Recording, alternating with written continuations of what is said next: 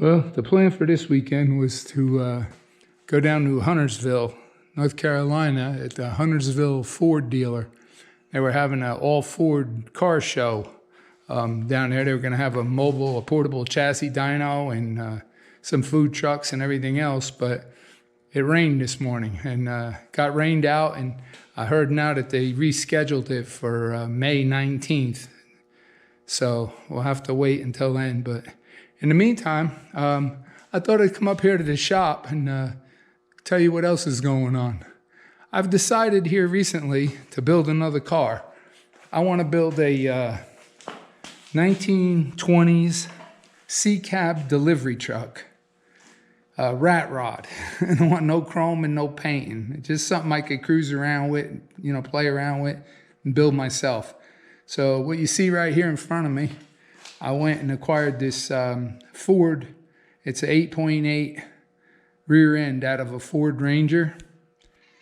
And I went ahead and cut the leaf spring mounts off of it, the sway bar mounts off of it, and got it all cleaned up and sanded down. And I got a leaf spring outside, cross-mounted rear leaf spring that I got to put the brackets on and get to work on that. Also over here, I bought a front axle. You can see right here. This is a early Model A axle with the spindles, but I'm having a little bit of a problem with it. I didn't know too much about these, and I'm learning quick. These early style spindles, you can't buy a disc brake kit to fit on these early style spindles. The later style, like up into the early 30s, they have, or mid 30s, they have a spindle. You can buy a kit for a disc brake kit. And it will bolt onto the spindle on the newer style spindle, not these.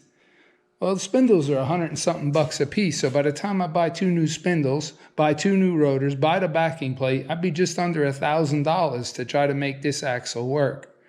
So what I'm doing now is I'm trying to find a rotor to put on here and make my own backing plate to mount like a GM style floating caliper is what I'm planning to do. The axle, it came with this rotor right here that you see. But the problem I got with this rotor is it's about 1.25 inches thick. And normally the rotors are only like 7/8 to 1 inch thick. I looked on the inside of this rotor and it's got part numbers. And when you go online and look up the part numbers, it comes back saying it's a Maserati, a rotor off of a Maserati. Now it fits this, the bearings and everything, the bearings that are in it, it'll fit on here and it'll work. But I can't get a caliper to fit this because it's too thick. I got to find a rotor that's at least like 7/8 to 1 inch thick, and then I can use a single piston like geometric floating caliper. I'll probably get them used for like $20 a piece, and then make my own brackets to mount them. So that's where I'm at with that. I'm still trying to. If anybody knows anything about these, or knows some, has some older spindles, or has a set of used spindles I could put on it, or something like that, or anything about mounting a brake kit on an older style spindle, just give me a call or send me an email or message or whatever, and let me know. Well, next thing I got was I got an engine. This here is it's a Chevy 235 straight 6. They call them the stove bolt engines. And this particular one here came out of a 1955 Chevy pickup truck. It was running when the guy pulled it out. It's been sitting for about a year or two, he said. He had it covered. He didn't have no use for it. So I decided I'm going to put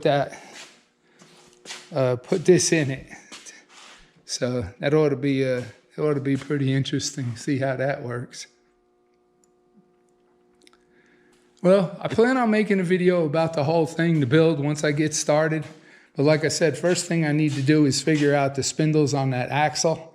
And then once I get that, I could put rims on it, and then I'll know the height of everything. And then I can start drawing a drawing to make the frame.